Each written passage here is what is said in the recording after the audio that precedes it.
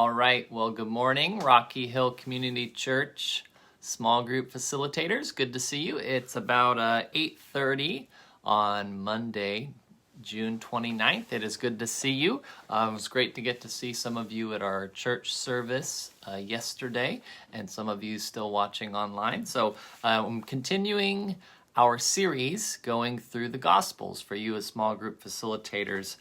We did Matthew and Mark. Today we're going to look at the Gospel of Luke together. So if you have been finding these videos helpful, if you feel like they're helpful for you and giving you a better understanding of the Bible, I hope that's the case, because I want these to be some good, solid, basic discipleship teachings for you as a facilitator to help you see how the whole Bible fits together. So as you walk with other people in the Bible through the text, you can help them understand what's in there and what's in the Bible. So I hope these are helpful for you to give you a good understanding of the whole Bible together and how it fits together, so that you can facilitate discussions and help other people grow as they read and talk about the Bible. So if you are finding these helpful, I encourage you maybe to grab a notebook and jot down some thoughts in it each time, so you can go back and review them if you need to.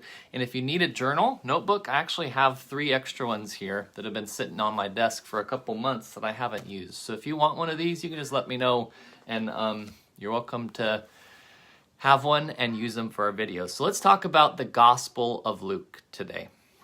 So there are 4 Gospels in the Bible: Matthew, Mark, Luke, and John. 4 Gospels, and out of those 4 Gospels, only 2 of those Gospels were written by people that were disciples of Jesus and eyewitnesses of him. Okay? There's only 2 that were disciples of Jesus and eyewitnesses of him. Okay?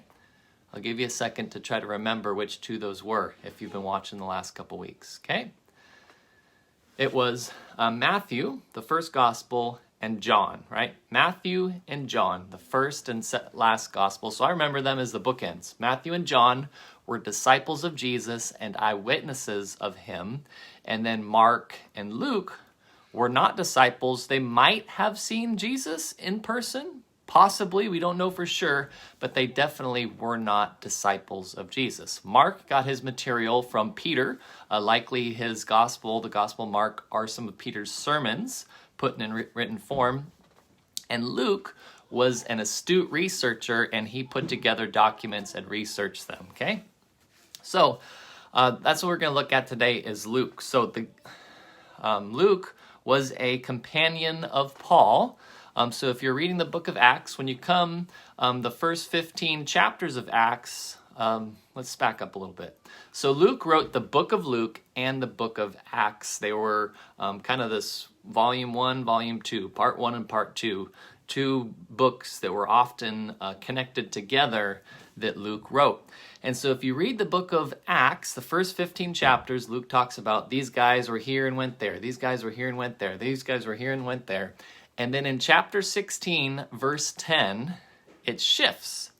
And it starts to say, we went here. We went there. We did this. We did that. And that's where Luke enters into the story. In Acts chapter 16, verse 10, Luke joins Paul and then writes the rest of the book of Acts in first-person narrative. So Luke was written by the man Luke that traveled with Paul, and we know a little bit about Luke. Number 1, that he was a Gentile. He was not a Jew. He was a Gentile. And we know that he was a physician or a doctor. We know that from Colossians 4, chapter 4, verse 14 says that Luke was a doctor or physician. And when you read the Gospel of Luke, you definitely get that sense. He researches everything very carefully. He uses very specific words, describes everything very fully. And so he was a really good researcher, a doctor, and a good writer that we get to read. And as we've talked about the Gospels thus far, we talked about Matthew was, the idea of Matthew is that he was writing about the king and his kingdom, writing about Jesus and his kingdom, right? So Matthew was writing about the king and his kingdom. And Matthew, the man, was a Jew writing to Jews. Matthew was a Jew writing to Jews. And we talked about one of the ways we knew that Matthew was a Jew writing to Jews. When he gives his genealogy in the book of Matthew, he only takes the genealogy back to Abraham. because that was the start of the nation of Israel. And Matthew was a Jew writing about a Jew, Jesus, to Jewish people. So he doesn't care about anybody past Abraham that lived before Abraham, because Abraham was the beginning of the Jewish Israelite nation. So he takes his genealogy back to there. When we come to Luke, Luke is a Gentile writing for everybody. He's writing to Jews and Gentiles. He doesn't really care. He just wants to tell the gospel to everyone. So when Luke takes his genealogy and writes it down, he takes it back to Abraham, and he extends it even further. He takes it all the way back to Adam. Why? Why would he take his genealogy all the way back to Adam? Because Jew is writing for everybody. He wants the gospel to be known to everyone, so he takes that genealogy back to the very first human being, which was Adam, right? So he's a Jew, he's a Gentile writing to Gentiles, to everybody. So Matthew's a Jew writing to Jews, so he takes his genealogy back to Abraham. Luke is a Gentile writing to Gentiles, so he takes his genealogy all the way back to Adam, just to square one, basic right there, okay? So that's a little bit about the Gospel of Luke and why we believe it was written and who it was written to, okay? So Luke is salvation for Jews and Gentiles. If you want to read more about Luke, the man, his name is actually only mentioned 3 times in the Bible. Colossians 4:14, which I mentioned, Philemon, verse 24, and then 2 Timothy 4:11. Those are the only 4 times that his name is mentioned. All of them were by Paul because, like I said, Luke was a companion of Paul and traveled with him starting in Acts chapter 16, verse 10. So I hope that gives you a better background on Luke and what it's about. We have a lot of Christmas stories that are read from Luke, so you're familiar with a lot of those, I am sure. And Luke is the third of what are often called the synoptic Gospels, okay? I'm giving you some of these terms because you're going to catch them when you're reading a commentary or reading your discussion guide or in your study Bible, right? I want you to be familiar with these terms. So Matthew, Mark, and Luke are called the synoptic Gospels. Synoptic, meaning they're kind of a synopsis, the same view. They're taking the same point of view of Jesus. All 3 are similar. They tell a lot of the same stories.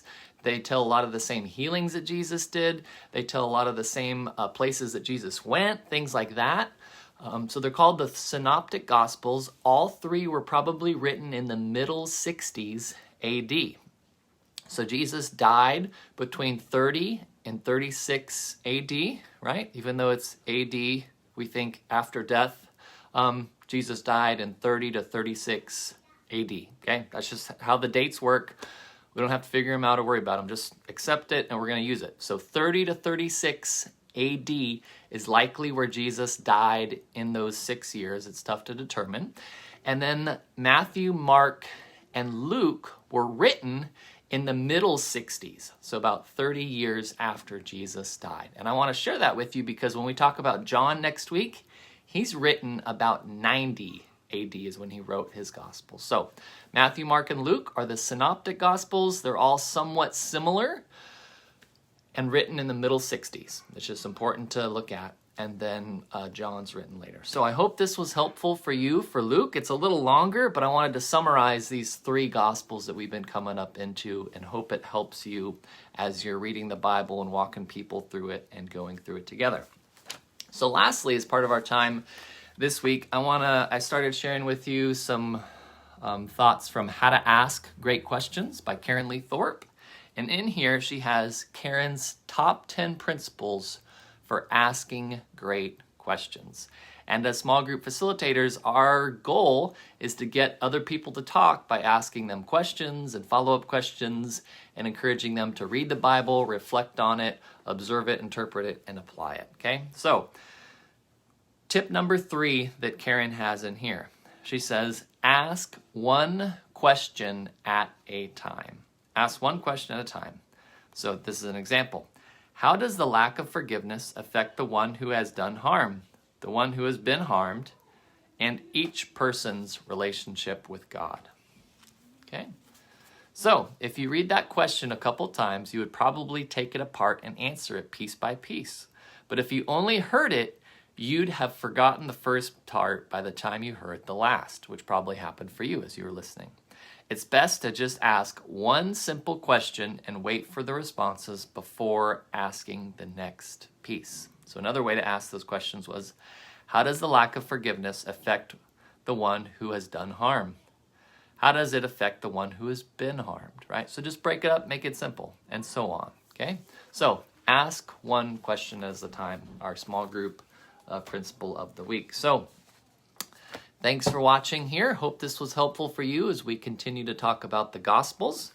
We're going to do John next week, and then we're going to start a series going through Daniel and Revelation after that. So I hope these, again, are helpful for you to learn how the Bible fits together, give you a broad overview of these books of the Bible so that you can take people in your small groups deeper into the text. So thanks again for watching. If you have any comments or questions, as always, drop them down there in the Facebook questions or on YouTube. Thanks again for watching. Talk to you soon.